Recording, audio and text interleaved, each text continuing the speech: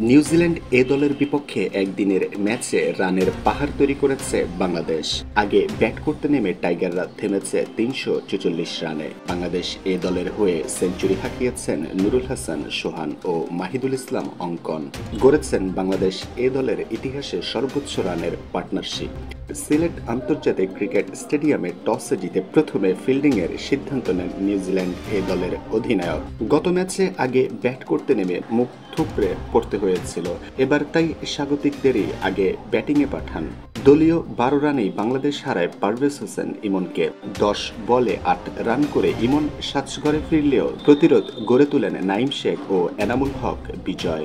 দ্বিতীয় উইকেটে দুজনে গড়েন ৭৩ রানের পার্টনারশিপ। বিজয় ৩৪ বলে ৩৯ ও নাইম ৪১ বলে ৪০ রান করে বিদায় নিলে দলের হাল ধরেন মাহিদুল ইসলাম অঙ্কন ও নুরুল হাসান সোহান।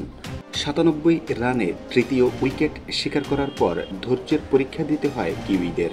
চতুর্থ উইকেটে ২২৫ রানের পার্টনারশিপ গড়েন সোহান ও অঙ্কন। দুজনই তুলে নেন সেঞ্চুরি।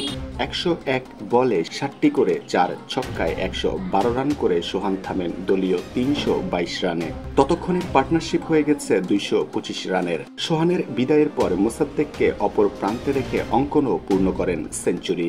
শেষ ওভারে বিদায় নেওয়ার আগে ১০৮ বলে ১০৫ রান করেন তিনি। শেষ পর্যন্ত নির্ধারিত ৫০ ওভারে ৪ উইকেট হারিয়ে ৩৪৪ রান দাঁড় করায় বাংলাদেশ এ দলের সংগ্রহ। ১০ বলে ১৩ রান করে অপরাজিত থাকেন মোসাদ্দেক হোসেন সৈকত। ক্রিজে নামলেও মাত্র ১ বল ব্যাট করার সুযোগ পান শামীম হোসেন পাটোয়ারি।